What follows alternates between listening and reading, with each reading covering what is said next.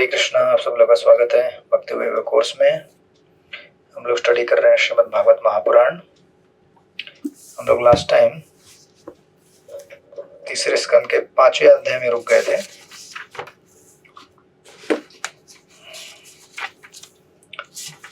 अध्याय का शीर्षक है मैत्रेय से विदुर की वार्ता। जहां तक मुझे याद है श्लोक नंबर 20 में हम लोग रुक गए थे, राइट? Somewhere something.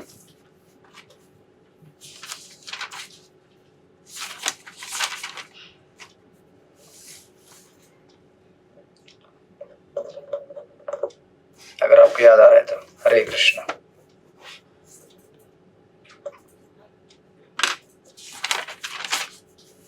तो हमने इस अध्याय के बिगिनिंग में डिस्कस किया कि किस प्रकार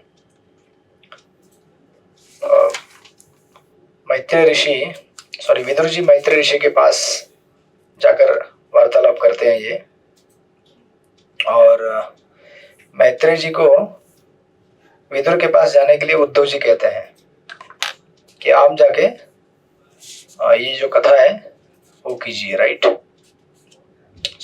विदुर जी को कहते हैं कि आप मैत्रेय के पास जाके सुनिए जो भगवान की कथा है उसके बारे में। और हमने इसी प्रसंग में शुरुआत में देखा था किस प्रकार मर्यादा व्यतिक्रम का सिद्धांत, उसको मद्देनजर रखते हुए विदुर जी कहते हैं कि उद्धव जी कहते हैं विदुर जी को कि आप ये जो कथा है इसका विस्तार मैत्रेय ऋषि से सुनिए। और फिर बाद में जब विदुर जी मैत्रेय ऋषि के पास जाकर उनको ग्लोरीफाई करते हैं, भगवान के कथा को ग्लोरीफाई करते हैं, जो इस अध्याय के बिगिनिंग में हमने देखा था। बहुत बड़े बड़े सुंदर श्लोक थे। सुखाय कर्माणि करोतु लोको जनस्य कृष्णाद विमुखस्य दैवात्, एंड ऐसे बहुत सारे सुंदर सुंदर श्लोक देखे थे। उसके तत्पश्चात जब मैत्रेय ऋषि इसको टेक ओवर करते हैं कथाक्रम बोलने के लिए, हालांकि विदुर जी को डायरेक्ट कृष्ण कथा में इंटरेस्ट था, परंतु भगवान के भक्तों की विशेष लक्षण होती है कि वो डायरेक्टली कृष्ण लीला को अप्रोच न करते हुए इसका विस्तार और बिगिनिंग शुरुआत से करते हैं कि संसार में भटकने वाले जीव, इनका उद्धार कैसे हो। और इसीलिए इसकी शुरुआत वो करते हैं क्रिएशन से। पुरुष अवतार की लीलाओं के बारे में बताइए हमें, राइट? और हमने इसको विस्तार से देखा था कि खास करके जो अध्याय नंबर वर्ष नंबर 13 और 14 में किस प्रकार अपराध हमें रोकते हैं भगवान की भक्ति में आगे बढ़ने के लिए, और कभी कभी अपराध हमें पीछे भी लेके जाते हैं। जब कृष्ण कथा को ग्लोरीफाई करते हैं विदुर जी, उस समय उसका उत्तर विश्वनाथ चंद्र ठाकुर तात्पर्य में देते हैं। विस्तार से हमने देखा था इसको लास्ट के कुछ वर्सेस में। फिर जब 20वें श्लोक में आते हैं तो मैत्रेय ऋषि बोलते हैं, 18वें श्लोक से उन्होंने टेक ओवर किया था। 20वें श्लोक में कहते हैं, मैं जानता हूं कि तुम मांडव्य मुनि के शाप के कारण विदुर बने हो, और इसके पूर्व तुम जीवों की मृत्यु के पश्चात उनके महान नियंत्रक राजा यमराज थे। तुम सत्यवती के पुत्र व्यासदेव द्वारा उसके भाई की रखेल पत्नी से उत्पन्न हुए थे, यानी कि शूद्र पत्नी से। तो हम लोग यहाँ तक पहुंच गए थे वर्ष नंबर 20, और यहाँ से आगे देखेंगे हम लोग। और हमने यहाँ पे देखा था कि हमारे साधु निंदा या वैष्णव अपराध का मुख्य कारण होता है हमारा मिथ्या अहंकार, जिसकी वजह से हम भक्तों में स्पेशली जो प्राइमरी क्वालिटी है कृष्ण एक शरणम, उसको ना देखते हुए सेकेंडरी क्वालिटीज देखते हैं, राइट? सेकेंडरी क्वालिटी मतलब कोई ऐसी क्वालिटी जो इस समय ठीक नहीं लग रही है, कोई जिसका किसी का आचरण ठीक नहीं रहेगा, या फिर कोई ज्यादा खाता होगा, कोई ज्यादा सोता होगा, एंड सो फोर्थ वगैरह वगैरह, राइट? एक्सटर्नल क्वालिटीज हम देखकर निंदा कर देते हैं। तो अभी इसी चीज को विस्तार किया जाएगा कि संसार में जब जीव आता है उसका प्रमुख जो कारण है संसार से बद्ध होने का मिथ्या अहंकार, इसी का रूट वहां से प्रारंभ होगा। तो जब हम क्रिएशन या फिर सृष्टि लीला पढ़ाई करते हैं, सृष्टि लीला आपको गणित जैसा लगेगा। दूसरे अध्याय के 5वें अध्याय में हम जो मैंने अभी आपको एक फोटो भेजा था, सेम चार्ट आपने पहले भी स्टडी किया है। तो जहां जहां हम लोग क्रिएशन या सृष्टि लीला अध्ययन करते हैं उसमें हमें हमेशा देखना चाहिए गणित जैसा है, लेकिन इस गणित का सारा सार है इस भौतिक जगत से हमारा मिथ्या अहंकार के माध्यम से बंध जाना और उसकी वजह से संसार को सब कुछ मानकर भगवान को भूल जाना, ये उसका मूल तत्व है। तो इसको ध्यान रखते हुए फिर इसका विस्तार किया गया कि कैसे होता है और कहां से होता है, बट हमें मूल भूलना नहीं चाहिए। और इस मिथ्या अहंकार से बाहर निकलने का जो रास्ता है, जो कि भगवत भक्ति, जो भगवान के श्रवणम कीर्तनम से प्रारंभ होती है, हरे कृष्ण कृष्ण कृष्ण हरे हरे, हरे राम राम राम हरे हरे। तो श्रील प्रभुपाद ऑलमोस्ट सारे तात्पर्यों में इसी चीज को एम्फसाइज करते हैं कि हमें इस भौतिक जंजाल से अगर निकलना है तो भगवान का भजन करना चाहिए। तो आपको कभी कभी सृष्टि लीला कठिन लगे, जटिल लगे पढ़ने में समझने में, बट इसका सार तत्व ये है कि हम लोग इस संसार में फंसे हैं और इससे बाहर निकलने का रास्ता है भगवान का भजन। ये दो चीजों को, मतलब प्रॉब्लम और सॉल्यूशन, इन दोनों को सामने रखकर हमें इसको अध्याय को अभ्यास करना है। जितना समझ में आया आया, नहीं आया, लेकिन ये समझना जरूरी है कि ये दो इसके प्रिंसिपल पॉइंट्स है कि हम फंसे हैं और इससे बाहर निकलने का रास्ता है भगवान की भक्ति। तो इस प्रकार जब आगे बढ़ते हैं वो 21वें अध्याय में, 21वें श्लोक में पढ़िए सृष्टिपति प्रभु, श्लोक नंबर 21। हरे कृष्ण प्रभु जी, दंडवत प्रणाम। भवान भगवतो नित्यं सम्मतः सानुगस्यः यस्य गानोपदेताय मादिशत भगवान ब्रजन। आप भगवान के नित्य संगियों में से एक हैं, जिनके लिए भगवान अपने धाम वापस जाते समय मेरे पास उपदेश छोड़ गए। हरे कृष्ण प्रभु जी, दंडवत। हरे कृष्ण। तो ये मैत्री ऋषि कह रहे हैं विदुर जी से, उनको ग्लोरीफाई करते हुए कि आप कोई सामान्य व्यक्ति नहीं है। जब भगवान इस जगत से अंतर्धान हो गए तो एक्चुअली उन्होंने आपको रिकॉग्नाइज किया। कैसे रिकॉग्नाइज किया? सबसे पहले वो याद किए आपको, राइट। और दूसरी चीज मैत्री ऋषि कहते हैं, instructed me to teach this knowledge to me. उन्होंने मुझे उपदेश दिया कि ये ज्ञान आपको समझाए और पढ़ाए, राइट।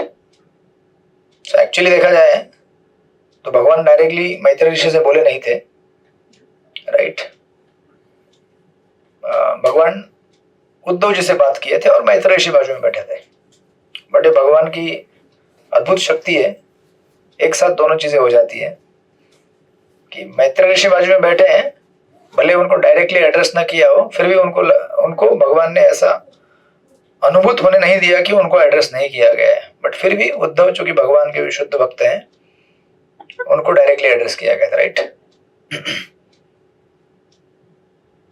या सो अगर पूरे भागवतम में अगर हम देखते हैं तो ये यही एक कन्वर्सेशन है यहाँ पे, जहां पर भागवतम कहता है अकॉर्डिंग टू श्रीमद् भागवतम कि भगवान ने मैत्री ऋषि को डायरेक्ट कहा, ये एक ही रेफरेंस यहाँ पे, राइट, कि ये आप उनको समझाइए करके विदुर जी को। तो भगवान की ऐसी एक साथ अनेक कार्य करने की कला है, राइट। बट शुद्ध भक्तों को विशेष ट्रीटमेंट देते हैं, राइट। और प्रभुपाद यहाँ पे परपोर्ट में लिखते हैं विदुर जी के पोजीशन के बारे में लिख रहे हैं कि विदुर जी कौन थे।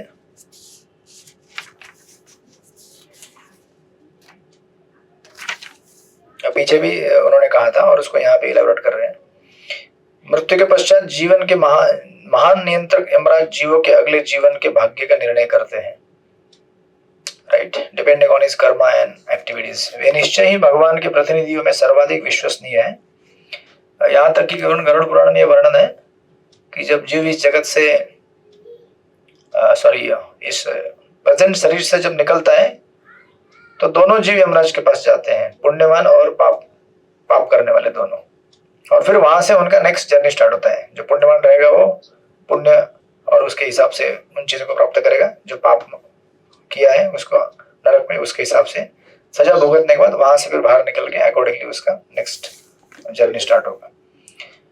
तो लिखते हैं कि ऐसे विश्वसनीय पद उन महान भगवत भक्तों को दिए जाते हैं जो वैकुंठ में भगवान के नित्य संगियों के समान होते हैं, राइट।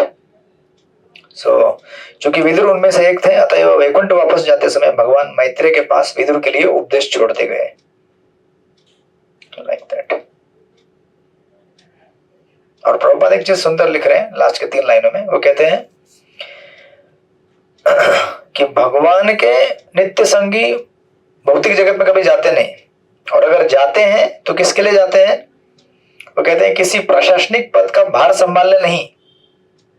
तो आप ये मत समझना कभी कि कोई भक्त अगर है कोई मैनेजरियल पोजीशन में, वो मैनेजमेंट सेवा करने के लिए नहीं आया है यहाँ पे या कोई मैनेजर बनने के लिए नहीं आया है। उसका प्राइमरी उद्देश्य है भगवान की भक्ति का प्रचार करना, राइट। तो अभी कोई व्यक्ति मैनेजमेंट संभाल कर भगवान की सेवा करता होगा और मदद करता होगा भगवान की सेवा को और भक्ति को प्रचार करने में, राइट। इसका मतलब ये नहीं है कि वो मैनेजर बन गया, या उसे भी ऐसा समझना नहीं चाहिए कि मैं मैनेजमेंट करने के लिए यहाँ पे आया हूं, नहीं। तो ये दोनों एंगल से होता है, आपके हिसाब से और उसके हिसाब से। तो हमें कभी भी ये नहीं सोचना चाहिए कि ऑर्डिनरी जीव है, ये भगवान के विशेष एम्पावर्ड जीव है जो भगवान की सेवा करने के लिए नियुक्त किए गए हैं। और जो इन प्रशासनिक पदों को संभाल रहे हैं उन्हें ये नहीं सोचना चाहिए कि मैं यहाँ पे मैनेजमेंट करने के लिए आया हूँ, राइट।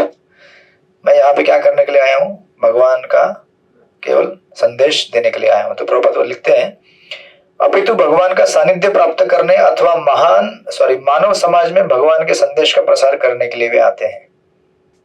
ऐसे शक्ति प्रदत्त प्रतिनिधि शक्त्यावेश अवतार कहलाते हैं। तो परपट प्रभुपाद के इतने डायनेमिक होते हैं, पढ़ने वालों को अलग अलग बोध कराएंगे वो। तो जब एक मैनेजर अगर पढ़ रहा है इसको, तो उसे याद आना चाहिए कि मैं मैनेजर नहीं हूं तो मुझे कथा कीर्तन करना चाहिए, क्योंकि मेरा उद्देश्य प्रमुख कथा कीर्तन का विस्तार करने के लिए मैं यहाँ पे आया हूँ। तो अगर मैं इस्कॉन में कोई मैनेजमेंट सेवा कर रहा हूँ और दिन भर मैं पैसा गिन रहा हूँ या फिर लोगों को इंस्ट्रक्शन दे रहा हूँ, यहाँ से वहां जाओ और ये लेके आओ वो लेके जाओ, मेरा ऑफिस झाड़ू पोछा करो और मेरा चेयर लगाओ और मेरा प्रसाद लेके आओ, एंसो, तो एक कंट्रोलर मेंटेलिटी आ जाता है। जिस लाइक कॉर्पोरेट में जैसे आप बॉस होते हैं और जो मांगते हैं वो आ जाता है, तो वही भाव यहाँ पे आने का बहुत ही अच्छा खासा चांस है, 100%।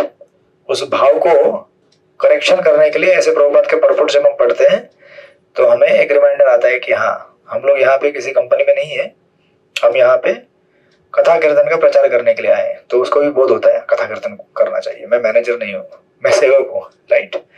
सो प्रभुपाद के परपुट बहुत ही डायनेमिक है, अलग अलग एंगल से जब हम पढ़ते हैं अलग अलग लोगों को अलग अलग बोध देते हैं वो, राइट, इस तरह से। सो दिस ये एक विदुर जी के बारे में कहा गया। देन फिर आगे 22वें श्लोक में फिर 22वें श्लोक में कहते हो, पढ़िए श्रृंगारवती माता जी, पढ़िए श्लोक नंबर 22। हरे कृष्णा प्रभु जी, धन्यवाद। अथ ते भगवत लीला योग माया उरुपृहिता विश्वस्थिति उद्धव अंत अर्थाः वर्णयामि अनुपूर्वशः। अतएव मैं आपसे उन लीलाओं का वर्णन करूंगा जिनके द्वारा भगवान विराट जगत के क्रमबद्ध सृजन, भरण पोषण तथा संहार के लिए अपनी दिव्य शक्ति का विस्तार करते हैं। हरे कृष्ण। तो वो कह रहे हैं कि यस, मैं आपको अभी उनकी पुरुष अवतार का वर्णन करूंगा, राइट। जिस तरह से एक छोटा सा घर बनाया जाता है तो उस घर का निर्माण किया जाता है, सृजन, फिर उस घर को मेंटेन करना पड़ता है, भरण पोषण उसका, टाइम पे उसको ठीक से पेंटिंग करो, कचरा साफ करो, राइट, दिस इज भरण पोषण। और जब जिस दिन वो कई वर्षों तक इस्तेमाल करने के बाद जर्जर हो जाता है तो उसका संहार करना पड़ता है, राइट। तो भगवान कह रहे हैं कि मैं अभी इस लीला का मैत्रेय ऋषि कह रहे हैं मैं उस लीला का विस्तार करूंगा जिसके माध्यम से भगवान इस भौतिक जगत को बनाते हैं, मेंटेन करते हैं, फिर इसको नष्ट कर देते हैं समय के साथ, जब उस चीज का कार्य पूरा हो जाता है जिसके लिए उसको बनाया गया था, राइट, लाइक दैट। तो इसको आप अलग अलग स्तर पे एग्जांपल देख सकते हैं, आपके लेवल से लेकर इस पूरे कॉस्मिक लेवल तक। जैसे आप कभी मिट्टी का एक बर्तन बनाते हैं तो आपका कुछ पर्पस है, उस मिट्टी के बर्तन में कुछ समझो कुकिंग करना है, तो बनाना एक क्रिया हो गई। उसके बाद उस बर्तन को इस्तेमाल करके उसको मेंटेन करके कुछ समय आप उसमें से कुछ इस्तेमाल कीजिए, यूज कीजिए, फिर जब वो खराब हो जाएगा तो नष्ट कर दीजिए उसको, राइट। फिर उसी मिट्टी से वापस पुनः एक नया मटका बनेगा। सो जिससे प्रारंभ किया था उससे अंत हुआ, और जिससे अंत हुआ उसी से प्रारंभ होगा। हरे कृष्णा। और यहां से गणित स्टार्ट होता है। जिससे प्रारंभ किया उसी से मध्य आएगा, उसी से अंत होगा, और उसी से प्रारंभ होगा, राइट।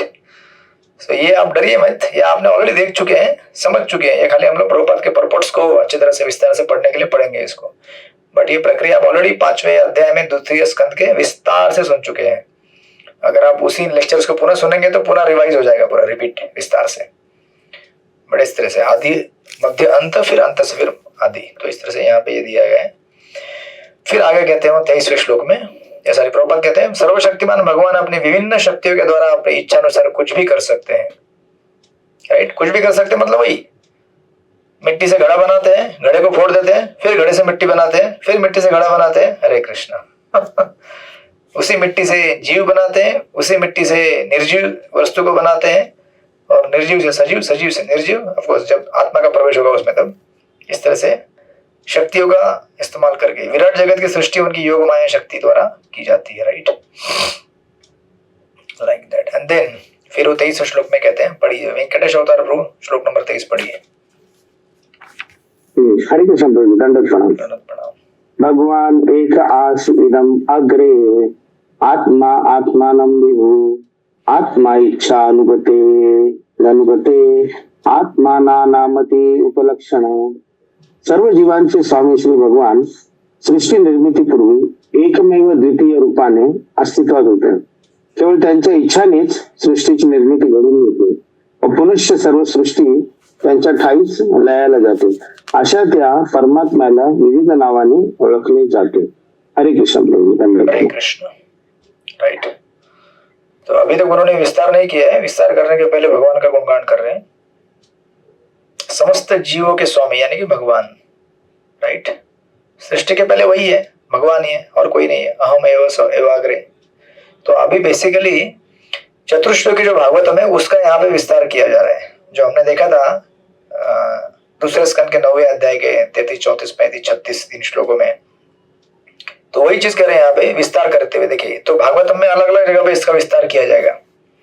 समस्त जीव के स्वामी भगवान सृष्टि के पूर्व अद्वय रूप में विद्यमान थे, मतलब he was just the only personality, और केवल उनकी इच्छा से यह सृष्टि संभव होती है, यानी कि क्रिएट होती है और सारी वस्तुएं पुनः उनमें मिल जाती हैं, राइट।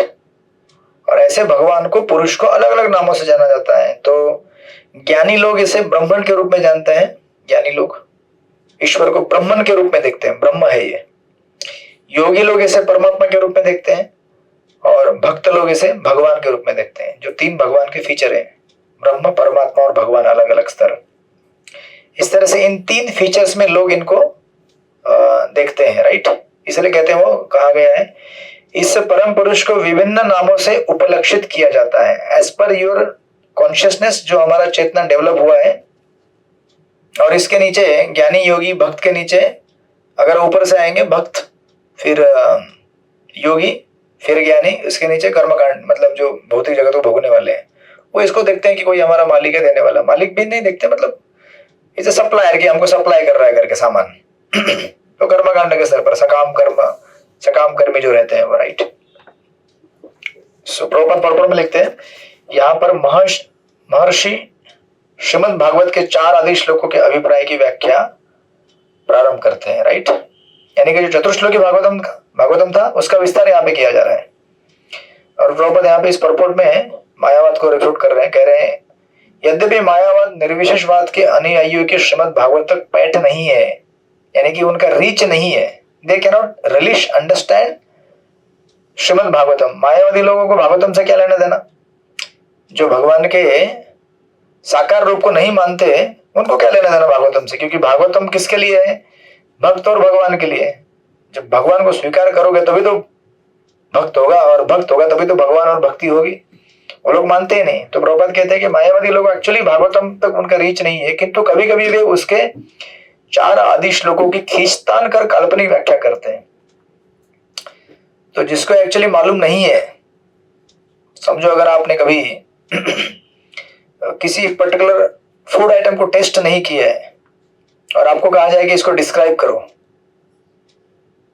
तो उस दिन मैं एक जगह गया था, बंगाली लोग हमारे यहाँ पे एक ग्रुप है, तो वो प्रभुपाद का बर्थडे मना रहे थे अपीयरेंस डे, नंदोत्सव, तो उन्होंने कुछ तो खाने के लिए दिया, मेरे को समझ में नहीं आया क्या था वो दिखने में करंजी जैसा था, करंजी रहता है ना अपना दिवाली में बनाते करंजी, तो मुझे लगा ये मीठा होगा, जब खाया तो अंदर कुछ तो अलग बटाटा वड़ा का मसाला था हरे कृष्ण, राइट। तो मैं सोच रहा था ये क्या है, मतलब जिसको उस चीज के बारे में ज्ञान ना हो वो स्पेकुलेट करना चालू कर देता है कि ये क्या हो सकता है, ये क्या कॉम्बिनेशन, कोई अजीब लग रहा है, बाहर ऐसा अंदर ऐसा, ये खाते कैसे लोग इनको, right. So just an example, अगर किसी पदार्थ के बारे में हमें, फूड आइटम के बारे में मालूम नहीं है, we can speculate to any limit, कुछ भी स्पेकुलेट कर सकते हैं उसके बारे में, और उसमें से एक भी सही नहीं होगा, क्योंकि जो आइटम है जिसने बनाया उसी को मालूम है कि क्या है ये करके, राइट। जैसे कभी किसी ने अगर पिज्जा नहीं खाया होगा, उसको अगर दे तो वो क्या बोलेगा उसको, राइट उसको मतलब I mean just example, random examples. तो उसी प्रकार इन्होंने कभी भागवत का स्वाद, मतलब भागवत का स्वाद कौन ले सकता है जिसको उस चीज में ज्ञान है, विश्वास है, और उसके ऊपर अभी समझो ना, ये लोग भागवतम के ऊपर इनका विश्वास ही नहीं है, तो उसको कैसे रिलीज करेंगे आप? किसी चीज का अस्तित्व आप मानते ही नहीं है, उस चीज को एक्सपीरियंस कैसे करोगे आप? बड़े लोग कभी कभी ट्राई करते हैं, प्रभुपाद कहते हैं खींचतान करते हुए काल्पनिक व्याख्या करते हैं, किंतु हमें मैत्रेय मुनि द्वारा यहाँ पर दी गई असली व्याख्या को स्वीकार करना चाहिए, क्योंकि उन्होंने इसे उद्धव के साथ प्रत्यक्ष भगवान के मुख से सुना था। इन 4 आदि श्लोकों की प्रथम पंक्ति है अहम एवासम एवाग्रे, जो चतुश्लोकी भागवत में प्रथम आता है। मायावादी इस अहम शब्द की ऐसी गलत व्याख्या करते हैं जिससे व्याख्याकार के अतिरिक्त अन्य कोई नहीं समझ सकता हरे कृष्ण। आप ऐसा लेक्चर दो, कभी कभी आप लेक्चर देते हैं, पता है आप, कभी कभी कुछ आप नहीं देते होंगे, बट कुछ ऐसे लोग लेक्चर देते हैं कभी हॉल में, ऐसे कुछ मायावादी लोग, तो जो बैठी हुई ऑडियंस है, अगर उनको पूछा जाए आपको क्या समझ में आया लेक्चर में से, या फिर आपको बोलेंगे लेक्चर कैसा था, अरे क्या लेक्चर था, सर लेक्चर था कि क्या बताऊं मैं आपको, क्या समझ में आया, मतलब ऐसा सुंदर लेक्चर था, मैंने क्या समझ में क्या आया आपको उसमें से, नहीं लेक्चर बहुत बढ़िया था।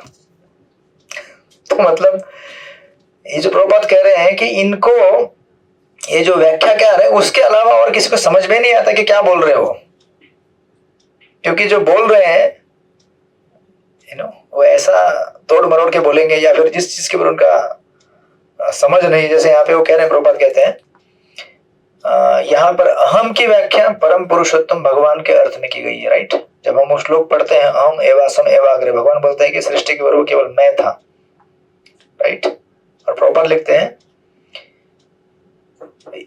व्यष्टि जीवों के, या यहाँ पर अहम की व्याख्या परम पुरुषोत्तम भगवान के अर्थ में की गई है, व्यष्टि जीव के अर्थ में नहीं की गई है। तो वो लोग अपने आप को मान लेते हैं कि वो अहम जो था ना वो मैं हूं, राइट। अहम ब्रह्मास्मि कहा जाता तो कहते हैं मैं ब्रह्म हूं, तब तो मसीह, वो तब तो मैं हूं, राइट। तो आपके बोलने से कुछ भी हो सकता है ना, कल्पना करने में क्या जाता है। तो कल्पना कर लीजिए ना कि आपके पास एक 50 किलो सोना है, ठीक है आप कल्पना कर लीजिए, कल्पना करने में क्या जाता है, कुछ भी कल्पना कर सकते हैं ना, and you can enjoy also. आप सपना देख लीजिए कि आप इस देश के प्रधानमंत्री हैं और आप अभी रशिया के विजिट पे हैं, क्रूड ऑयल का डील करने के लिए। कल्पना करने में कुछ भी प्रॉब्लम नहीं है ना, बट जब एक कल्पना आप करके दूसरों को इस कल्पना को देना चाहते हैं तो डिजास्टर हो जाता है। तो ये लोग ऐसे हैं, कल्पना करते हैं और चाहते हैं कि बाकी लोग भी इस कल्पना को स्वीकार करें और इस कल्पना में जिए, राइट। इसलिए प्रभुपाद क्लैरिफाई कर रहे हैं कि सृष्टि के पूर्व केवल भगवान थे, तब कोई भी पुरुष अवतार नहीं थे और जीव तो थे ही नहीं। अच्छा जीव नहीं थे तो कहां थे फिर, बताइए। अगर जीव उस समय नहीं थे तो कहां थे फिर ये सारे जीव।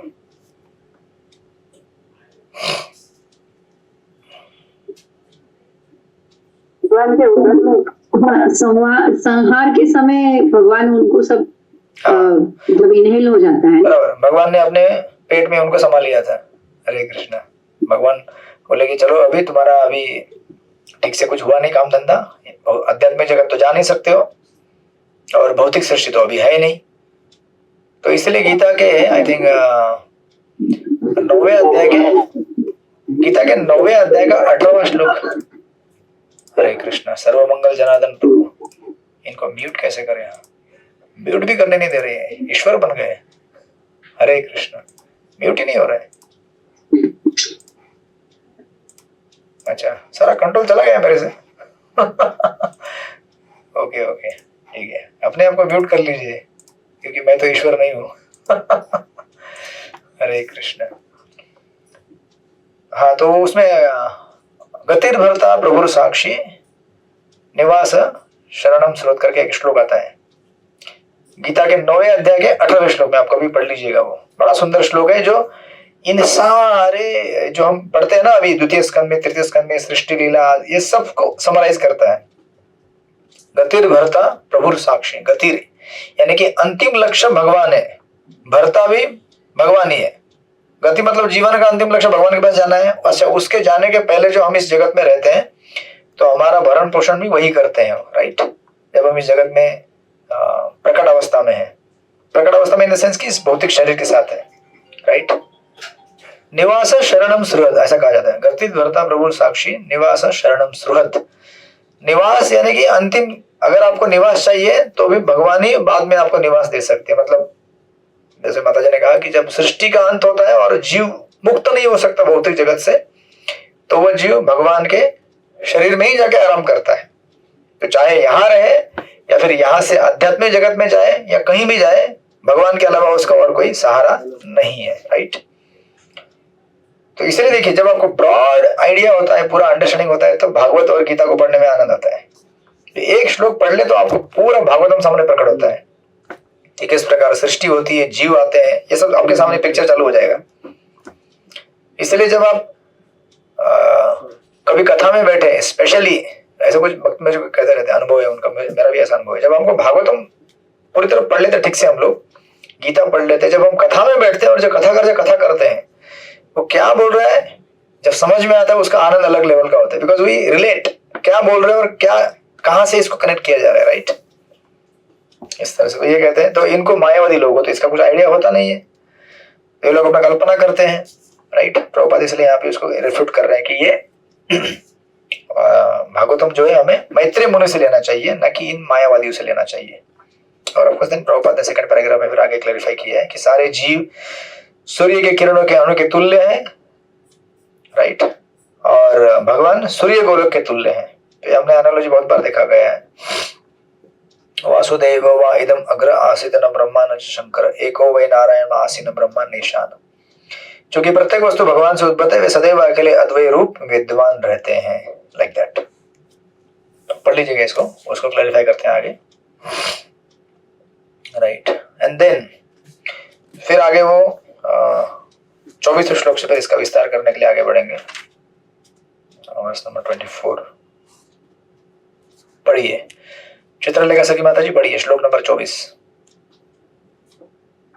हरे कृष्णा। दंडवत प्रणाम करो। स वा एष तदा दृष्टा न अपश्यत् दृश्यम् एकराट् मे असन्तम् इवात्मनां सुप्तशक्तिर् सुप्तदृक्। अखिल अस्तित्वाचे निर्विवाद स्वामी असणारे श्री भगवान हे एकमेव द्रष्टा होते। त्यावेळी हे चराचर भौतिक विश्व अस्तित्वात नव्हते। यास्तव भगवंतांना आपल्या विस्तारित रूपे व विभक्त अंशांव्यतिरिक्त अपूर्णत्व जाणवले। तसेच त्यावेळी त्यांची बहिरंग शक्ती सुप्तावस्थेत होती तर अंतरंग शक्ती प्रकट होती। हरे कृष्णा। दंडवत। हरे कृष्णा। तो वो कह रहे हैं कि देखिए, जब सृष्टि का क्रिएशन नहीं हुआ था तो भगवान अकेले थे, राइट। एकमात्र दृष्टा थे, एकमात्र स्वामी थे। स्वामी तो हमेशा एकमात्र ही रहेंगे वो, बट इस समय कोई नहीं था। और कह रहे हैं न विराट जगत का अस्तित्व था, सॉरी, उस समय विराट जगत का अस्तित्व न था, अतः अपने स्वांशों तथा विभिन्न अंशों के बिना वे अपने को अपूर्ण अनुभव कर रहे थे। जैसे बिना परिवार के एक व्यक्ति अपने आप को अपूर्ण महसूस करता है, राइट। तो परिवार नॉट इन द सेंस कि हमेशा ग्रस्त फैमिली, बट परिवार एक सोसाइटी होता है। जैसे एक ब्रह्मचर्य आश्रम है यहाँ पे, तो ब्रह्मचर्य आश्रम में बाकी ब्रह्मचारी है, बाकी डिवोटीज है, चाहे वो ग्रस्त हो या ब्रह्मचारी हो, एक कम्युनिटी रहता है, राइट। तो फील कंप्लीट। तो बिना फैमिली के इनकम्प्लीट फील होता है। तो प्रभुपाद यहाँ पे सॉरी वेत्र ऋषि कहते हैं तब भौतिक शक्ति सुषुप्त थी जबकि अंतरंग शक्ति व्यक्त थी। तो अंतरंग शक्ति मतलब बेसिकली राधा रानी और आध्यात्मिक जगत, वो तो प्रकट अवस्था में थे अपने। और जो भौतिक सृष्टि थी दुर्गा, वो क्या थी? अनमैनिफेस्ट थी, प्रकट नहीं हुई थी। तो अभी यहाँ पे विश्वनाथ ठाकुर और प्रभुपाद जी परपट में भी कहते हैं, इसको एलेबोरेट करते हुए कहते हैं कि भगवान परम दृष्टा है क्योंकि उनकी चित्वन मात्र से भौतिक शक्ति विराट सृष्टि के लिए गतिशील हुई, राइट। उस समय दृष्टा तो था, किंतु बहिरंगा शक्ति जिस पर भगवान अपने चित्वन फेरते उपस्थित नहीं थी। आप समझ रहे हैं क्या कर रहे हैं? बेसिकली समराइज किया गया है एक श्लोक में पूरी सृष्टि क्रिया को। भगवान की अनेक पत्नियां हैं, राइट, अनेक पत्नियां हैं, सब भगवान की पत्नियां ही हैं। हमको प्रकृति कहा जाता है जीवों को, और भगवान एक ही पुरुष है, इज द ओनली पुरुष। रेस्ट एवरीवन भौतिक आध्यात्मिक जगत में सब कुछ क्या है? प्रकृति है। तो प्रकृति में दो कैटेगरी आता है, इन्फीरियर प्रकृति और सुपीरियर प्रकृति, परा और अपरा, राइट। तो हम लोग जो जीव हैं वो है सुपीरियर प्रकृति, और जो भौतिक जगत है वो इन्फीरियर प्रकृति, क्योंकि हम चेतनमय है, वो चेतनमय नहीं है, राइट। तो यहाँ पे कहा जा रहा है कि भगवान के ऐसे अनेक पत्नियां, तो प्राइमरली यहाँ पे दो चीजों की बात की गई है, स्पिरिचुअल और मेटेरियल। तो विश्वनाथ जो ठाकुर प्रभुपाद यहाँ पे प्रॉब्लम में कहते हैं तब भौतिक शक्ति सुषुप्त थी, यानी कि भौतिक शक्ति जो है वो सोई थी। वो कौन थी? भौतिक जगत, दुर्गा शक्ति, राइट। प्रभुपाद लिखते हैं कहाँ चला गया, या उन्हें कुछ अधूरा सा लग रहा था, जिस तरह पति को पत्नी की अनुपस्थिति में अकेलापन अनुभव होता है, राइट। और प्रभुपाद लिखते हैं कथात्मक उपमा है। एक्चुअली भगवान को ऐसा नहीं कि कमी महसूस हो रही, but it's like Krishna is feeling कि आई एम इनकम्प्लीट, राइट। जैसे पत्नी ना हो तो पति बेचारा घर में क्या करेगा क्या बना के खाएगा, राइट। घर का सफाई कौन करेगा, कामकाज कौन करेगा? एक्चुअली ऐसा नहीं होता आजकल आजकल थोड़ा जमाना अलग है। इसीलिए भागवतम अगर समझना है तो हमें पहले पति पत्नी के रोल को समझना पड़ेगा पत्नी के रोल क्या है, अब पत्नी किसके लिए बनी हुई है, तो पति को भी तो समझ में आए कि पत्नी किसके लिए बनी हुई है। तो आज उल्टा है पूरा, पति पत्नी दोनों ऑफिस में जाते हैं, घर में कामकाज करने वाले नौकर चाकर हैं, भोजन बनाने वाले, तो एक्चुअली समझ में नहीं आता है, and they can not experience and enjoy family life. क्योंकि फैमिली लाइफ का एंजॉयमेंट किसमें है? पत्नी कुछ बनाए घर में, घर को मेंटेन करे, तो पति आए, देन देयर इज रेसिप्रोकेशन। अभी दोनों ही अगर घर के बाहर रहते तो फिर कौन पति कौन पत्नी पता नहीं चलता है, दोनों पति बनने की कोशिश करते हैं आई एम कंट्रोलर बोलते, नहीं आई एम कंट्रोलर, मैं ज्यादा कमाती हूँ, मैं ज्यादा कमाता हूँ, right. So it becomes difficult. तो यहाँ पे भगवान कह रहे हैं, सॉरी, या भगवान को ऐसा लग रहा है कि अरे पत्नी नहीं है मेरी। इसका मतलब ये नहीं है, प्रभुपाद आगे लिखते हैं, भगवान ने उन बद्ध आत्माओं को जो विस्मृति में सुप्त थी दूसरा अवसर प्रदान करने के लिए विराट सृष्टि का सृजन करना चाहिए। इसके पीछे वो कारण है, इसको ऐसा फीलिंग क्यों हो रहा है भगवान को, क्यों इनकम्प्लीट लग रहा है? क्योंकि अरे मेरे बच्चे बेचारे वो जग नहीं पा रहे हैं। अब बच्चे कब जगेंगे? जब माता जब एक्चुअली एक्टिवेट होगी तभी ना। माता कौन है? भौतिक प्रकृति। बच्चे अभी सोए हुए हैं भगवान के उदर में, उधर मतलब भगवान ने गर्भाधारित नहीं किया उनको, but that is resting place, right. तो जब माता एक्टिवेट होगी तो फिर माता और पिता दोनों के एकत्रित आने से इस भौतिक जगत में बद्ध जीवों का जन्म हो सकता है, राइट। तब तक भगवान इनकम्प्लीट फील कर रहे हैं, लेकिन एट द सेम टाइम अगर भगवान की भौतिक सृष्टि वो सुप्त अवस्था में, लेकिन अंतरंग शक्ति व्यक्त अवस्था में, यानी कि भगवान क्या भगवान है ना।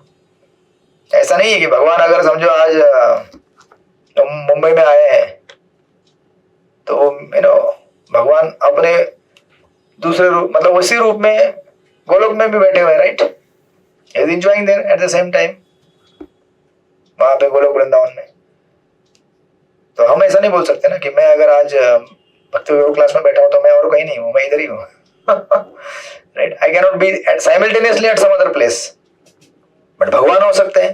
तो इसलिए यहाँ पे आगे देखा, ये प्रॉपर लिखते हैं,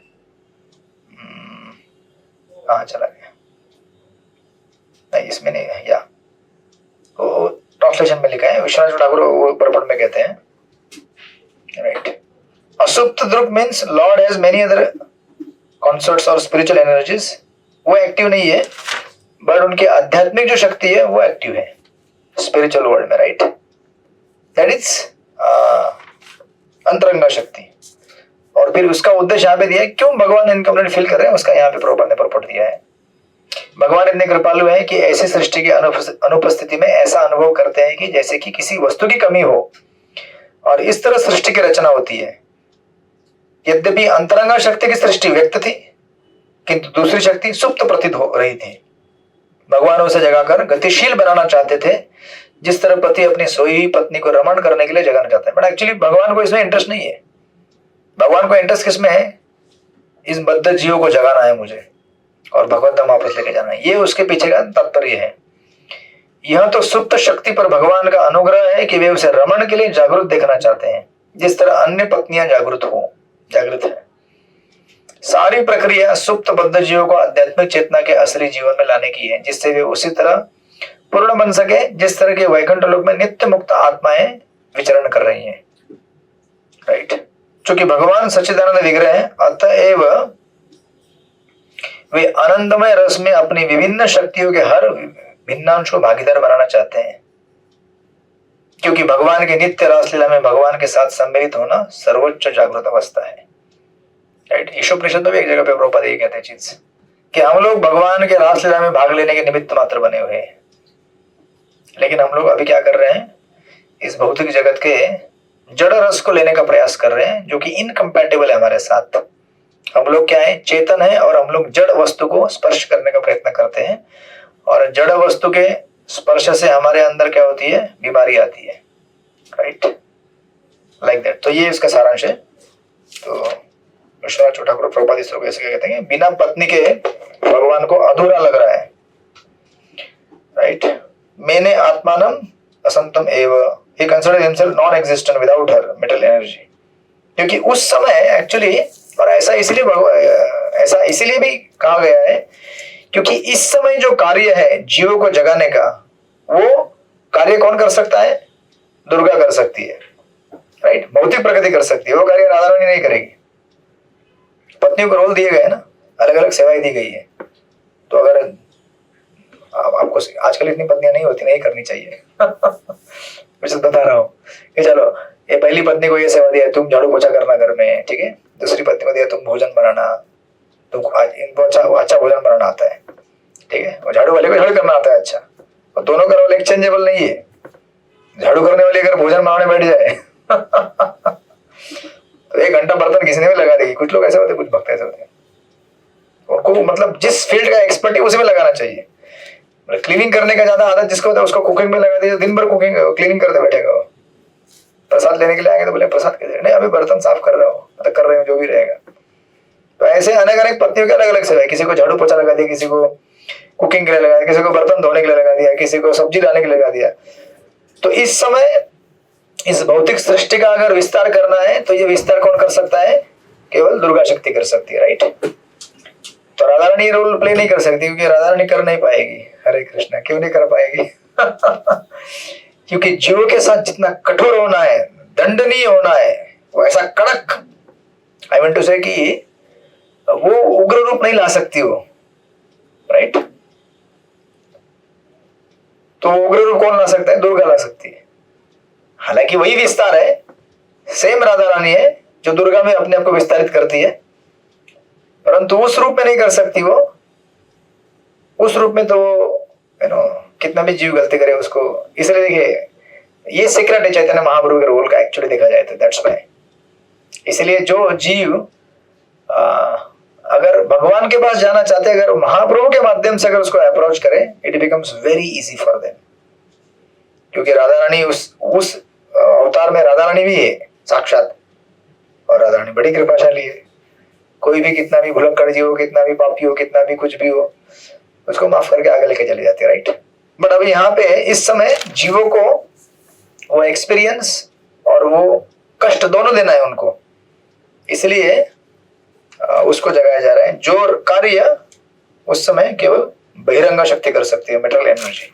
ऐसा नहीं कि राधा रानी नहीं कर सकती, बट हर मूड एंड हर क्या बोलते हैं उसको, जो मूड सेटिंग होता है ना, वो मूड इसके लिए सेटिंग नहीं हुआ है। जिसके लिए सेट हुआ है उसको अभी एक्टिवेट करना है, दैट इज भौतिक प्रकृति। जिसको जिस मूड के लिए, सेवा के लिए सेट करते हैं, वो उसके लिए बना हुआ है, राइट। मतलब इस समय so like that. And then इस तरह से प्रभुपाद में लिखते हैं कि ये अभी प्रारंभ हो जाएगा, राइट। देन फिर 25वें श्लोक से 25वें श्लोक में भी काइंड ऑफ समरिकल दिया है, पढ़िए 25वां श्लोक। कौन पढ़ेगा? विमल मधुमती माता जी पढ़ेंगे आप?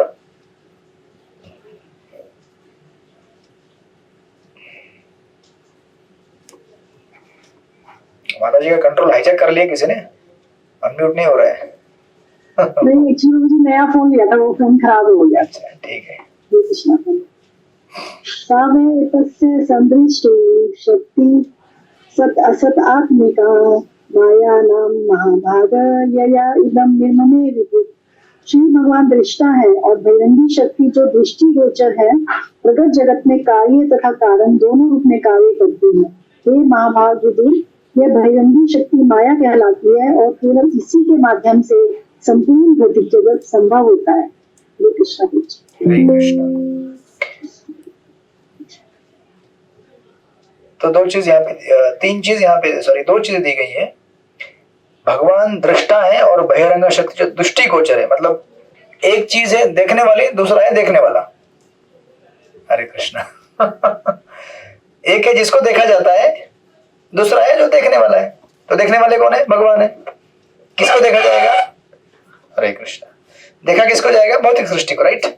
जो दृष्टिपात करेंगे उसके ऊपर, दृष्टिगोचर। और कहते हैं विराट जगत में कार्य तथा कारण दोनों रूप में कार्य करती है। कौन? जो दृष्टिगोचर है। कौन है दृष्टिगोचर? कौन है?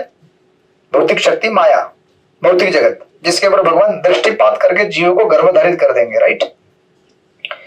और ये भौतिक शक्ति विराट जगत में दो रोल में मैनिफेस्ट होती है, कार्य तथा कारण। इसी को कहा जाता है, हमने पढ़ा था 5वें अध्याय में, दूसरे अध्याय के दूसरे स्कंद के, कॉज एंड इफेक्ट। कॉज यानी कि कारण, सॉरी कार्य, और कारण यानी कि इफेक्ट, राइट। तो इसको सिंपल भाषा में अगर ट्रांसलेट करेंगे हम, तो ऐसा देख लीजिए। जब ये आगे बढ़ेगा, वो चार्ट आपके सामने रखिएगा। अभी आप चार्ट मैंने आपको दिया है, नहीं रखेगा तो भी उसको दो उसमें चीजें हैं। जब करुणाक्षय विष्णु इस जगत के ऊपर दृष्टिपात करेंगे, उनके दृष्टिपात से, उनके जो दृष्टिपात है किसके ऊपर होगा? प्रधान के ऊपर, प्रधान, राइट। तो प्रधान कारण है और सॉरी कॉज है, और उसका इफेक्ट है महत्त्व, जिससे महत्त्व बाहर निकलता है। वो सिंपल चार्ट है, डरिए मत बिल्कुल। चित्रलेखा सखी माता जी। जो प्रधान है उससे आगे निकलता है महत्त्व, लिखा है ना वहां पे सिंपल। प्रधान से महत्त्व निकलता है, महत्त्व से अहंकार निकलता है, अहंकार से 3 प्रकार के अहंकार निकलते हैं, राजसिक, तामसिक, सात्विक, और उससे बाकी चीजें बिल्डिंग खड़ा हो जाता है। ऐसे असेंबली मशीन को लगा दो, cut cut cut cut cut cut cut सामान निकलना चालू होता है। हम उसको एक एक करके देखेंगे। अभी 10 मिनट है, आज नहीं हुआ तो कल देखेंगे, right. So pradhan is the cause and mahattva is effect, और mahattva is effect, sorry cause, then false ego is effect. मतलब कार्य और कारण, सिंपल भाषा में, मतलब एक चीज से दूसरा निकलता है। तो अभी प्रधान से अगर महत्त्व निकलता है, तो महत्त्व से बाद में अहंकार निकलता है, और अहंकार से नीचे जो दी गई एलिमेंट है, मन, बुद्धि, अहंकार, इंद्रिय और सारे देवताओं से निकलते हैं। समझ में आया कि नहीं आया आप लोग? हरे कृष्णा। किसको समझ में नहीं आया? अरे भाई, दो चीजें होती है। अब नहीं। एक केएनटी कौन है? काशीनाथ दास प्रभु जी, आपका दास। हरे कृष्ण, नया नाम मिला लगता है आपको, KND। नहीं प्रभु जी, नया फोन लिया ना, तो फोन में ना भी सेटिंग करी नहीं है, तो सेटिंग भी करना चाहिए यार सब लोग आजकल नया नया सृष्टि कर रहे हैं, नया नया फोन। प्रभु जी वो खराब हो गया अपने आप ऑटोमेटिकली, तो अच्छा। खराब हो गया तो क्या करते हैं, ये सृष्टि लीला मजबूरी पढ़ने का नाम था। के, सृष्टि लीला पढ़ने के पहले आपने नया सृष्टि कर लिया, तो आप विचार हाँ कीजिए। मेरे प्रभुपाद जी की सृष्टि है सारी। यस, तो अभी विचार कर लीजिए, ठीक है। तो अभी मोबाइल का उदाहरण लीजिए। मोबाइल अगर कॉज है, समझो, से फॉर एग्जाम्पल, मोबाइल से क्या निकलेगा बाहर? हरे कृष्णा, डिस्प्ले। हाँ, बढ़िया उदाहरण है। मोबाइल से डिस्प्ले दिखेगा, राइट। तो मोबाइल क्या हो गया? कॉज हो गया, और उसका इफेक्ट क्या हो गया? डिस्प्ले हो गया, बराबर है कि नहीं? सिंपल है। चलो अगर कॉम्प्लिकेटेड है, मिट्टी का अपना ट्रेडिशनल उदाहरण लेते हैं। मिट्टी, मिट्टी क्या है? कॉज है। मिट्टी से क्या बनता है? घड़ा बनता है ना, मटका। तो मटका क्या हो गया? इफेक्ट हो गया ना, उसका परिणाम हो गया, राइट। मिट्टी क्या है? कॉज है। मिट्टी से बनेगा मिट्टी का घड़ा। मिट्टी उसका कॉज है, मतलब मूल तत्व है। और उसको क्या बोलते हैं, हमने जो 5वें अध्याय में स्टडी करते समय देखा था, वो लेक्चर मुझे रिपोस्ट करना पड़ेगा, आप सुन के आते तो फिर पूरा एकदम ही हो जाता। वो उपादान बोलते हो, उपादान, उपादान, उपादान यानी कि बेसिक एलिमेंट। तो मिट्टी उपादान है, और उसका जो दूसरा शब्द ही भूल गया मैं, उसका इफेक्ट जो है वो क्या है? मटका, राइट। और अभी मटके से क्या निकलेगा? तो मटके में आप छाछ लगा दिए, या सॉरी दही लगा दिया आपने, ठीक है। तो ऐसे आएगा ये, मिट्टी से मटका, और फिर वापस मटके से दही। तो आपको मिट्टी से दही नहीं निकलता है, बट आपने जमा दिया उसमें और उसमें से बाहर निकाला आपको। फिर दही से क्या निकलेगा? बताइए आगे, दही से क्या निकलेगा? बोलिए। कॉज एंड इफेक्ट देख रहे हम, ये आगे मक्खन मक्खन मक्खन। अरे दही से मक्खन। मक्खन डायरेक्ट नहीं निकलेगा, दही से पहले क्या निकलेगा? मतलब आप लोग मक्खन निकालते नहीं घर पे, रेडीमेड लेके आते हैं मार्केट से। छाछ वाला बोलते हैं ना। छाछ निकलेगा। इसलिए मैंने कहा था, जिसको कुकिंग का सेवा है वो कुकिंग करे, और जिसको खाने का सेवा खाते रहे। राइट। तो देखिए, मिट्टी, मिट्टी से आया मटका, मटका में दही जमा दिया, तो दही से क्या आया? छाछ, और फिर वापस छाछ से क्या बोलते हैं उसको, क्या बोलते हैं? बटर, बटर, मक्खन। हाँ मक्खन, हाँ मक्खन। कनाई प्रिया माता जी, मक्खन बना दे। हरे कृष्ण। और फिर मक्खन से क्या आएगा? घी। हाँ, घी आएगा।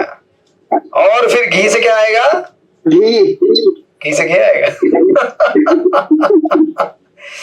अरे बाबा, घी से हलवा। जो भी है उसमें बनेंगी अलग। हाँ, उसके मल्टीपल ये है। तो घी से आप दीप जला सकते हैं भगवान के लिए, घी से आप हलवा बना सकते हैं, and so and so and so and so. It's very simple. एक होता है उसका बेसिक एलिमेंट, उससे कुछ नई चीज उत्पन्न होती है, फिर उससे दूसरी, ऐसे करते करते करते करते आगे बढ़ रहे हो। तो इसलिए यहाँ पे कहा गया है, ये जो श्लोक है यहाँ पे, श्लोक नंबर 25 में, बहिरंगा शक्ति कार्य तथा कारण दोनों रूप में कार्य करती है, समझे कि नहीं। तो प्रधान है, सबसे पहले प्रधान के रूप में है वो, जिसमें प्रकृति के 3 गुण अनमैनिफेस्ट रूप में है, मतलब मैनिफेस्ट नहीं हुए। फिर उसके बाद महत तत्व में वो मैनिफेस्ट होना चालू होते हैं, और महत तत्व से निकलता है फॉल्स ईगो, फॉल्स ईगो से फिर 3 प्रकार के अहंकार, उस चार्ट में आपको दिखेगा, राजसिक, सात्विक, तामसिक। फिर उसमें से फिर सेंस देवता, और फिर उसके 5 एलिमेंट्स, 5 5 10 तन मात्रा और उसके एलिमेंट हम देखेंगे चार्ट में इस तरह से। ये तो प्रभु जी 5वें स्कंद में, दूसरे स्कंद के 5वें अध्याय में था मेरी। हाँ जी, सेम एज इट इज डिक्टो, सेम वही चार्ट है, परंतु हम इसको यहाँ पे अध्ययन कर रहे हैं प्रभुपाद के पर्पट्स को अध्ययन करने के लिए, क्योंकि प्रभुपाद के पर्पट्स वहां पे भी है, यहाँ पे भी है। तो यहाँ पे प्रभुपाद ने बहुत अच्छे अच्छे पर्पट दिए हैं, दैट्स वाई। तो हम जैसे श्लोक पढ़ेंगे तो पर्पट को भी स्टडी करेंगे। तो प्रभुपाद पर्पट में इस श्लोक के पर्पट में लिखते हैं 25वें, माया कहलाने वाली भौतिक प्रकृति ब्रह्मांडों का भौतिक तथा समक्ष कारण है, किंतु पृष्ठभूमि में इन सभी कार्यों के लिए भगवान चेतन स्वरूप है, राइट। ये हमें भूलना नहीं चाहिए कभी भी। बैकग्राउंड कौन है? भले आप मिट्टी उठाएं या मिट्टी से घड़ा बनाए, लेकिन मिट्टी उठाने के लिए कौन चाहिए? पीछे कुम्हार चाहिए ना, जब तक कुम्हार नहीं होगा मिट्टी कौन उठाएगा, अपने आप थोड़ी मटका बनता है।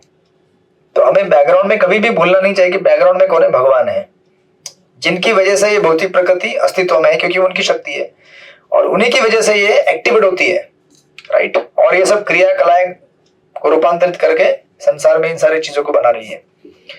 जिस तरह व्यष्टि शरीर में चेतना ही शरीर की समस्त शक्तियों का स्रोत होती है, उसी तरह भगवान की परम चेतना भौतिक प्रकृति में समस्त शक्तियों का स्रोत होती है, राइट। और ये भागवत का गीता का श्लोक दिया गया है, मया दक्षिण प्रकृति स्वेद सचराचरम हेतु नानेन कौन्ते जगत विपरिवर्तते। भौतिक प्रकृति की समस्त शक्तियों में अंतिम अधीक्षक के रूप में भगवान का हाथ रहता है। इस परम कारण के फलस्वरूप ही भौतिक प्रकृति के सारे कार्य सुनियोजित एवं व्यवस्थित प्रतीत होते रहते हैं और सारी वस्तुएं नियमित रूप से विकसित होती है। सो like that. So now from 26 it will start. So actually 23rd से स्टार्ट हो गया है टिल 38वें श्लोक तक इस प्रक्रिया को विस्तारित किया जाएगा। ये चार्ट में दिया है। सो वेरी सिंपल और इजी, हमने पहले भी पढ़ चुके हैं, खाली हम उसको पढ़ते जाएंगे और फिर पढ़ेंगे। तो आज नहीं करेंगे, कल करेंगे, क्योंकि एक बार अगर प्रारंभ कर दिया तो ये इंजन स्टार्ट होगा तो उसको एंड करना पड़ेगा, तो अदरवाइज आधा अधूरा रहेगा तो बीच में समझ में नहीं आएगा। तो आप क्या कीजिएगा, कल मैं वो थोड़ी देर में आपको मैं वो लेक्चर निकाल के पोस्ट करता हूँ, या सृष्टिपति को आप ढूंढेंगे उस लेक्चर को जो प्लेलिस्ट में मेरे, और वो लेक्चर पोस्ट कर दीजिएगा। 2-3 लेक्चर में रहेगा मे भी वो, और आप जितना समय मिलेगा तो सुन लीजिए, नहीं मिला तो नहीं मिला, अगर मिला समय तो सुन लीजिएगा उसको। तो आपको रिवाइंड लेक्चर है, हाँ 2 लेक्चर है, तो वो आपको पूरा एकदम फ्रेश हो जाएगा। और कल जब बैठेंगे तो जैसे हम पढ़ेंगे सारी चीजें आपको सेंस करेंगी, क्या हो रहा है, क्या नहीं हो रहा है, क्या हो रहा है, क्या नहीं हो रहा है, राइट। तो इस तरह से फिर हम इसको कल देखते हैं। और संडे को आपकी एग्जाम रहेगी, राइट, ये संडे को। ओके ठीक है, तो कल मिलते हैं हम लोग, फिर इसको आगे विस्तार से लेके जाएंगे। किसी का कोई प्रश्न है तो 1 मिनट में बोलिए, अगर प्रश्न है तो। ओके ठीक है, तो आप लोग मक्खन बनाने के लिए तैयार हो जाइए। मक्खन लगाने के लिए, हाँ मक्खन, हाँ ये तो लगाने वाला है ना, निकालने वाले थोड़ी है। मक्खन निकालने वाले तो दूसरे है, जिसका जो सेवा है वही करेगा, राइट। हरे कृष्णा। ठीक है, श्रील प्रभुपाद की जय, श्रीमद् भागवत महापुराण की जय। अनंत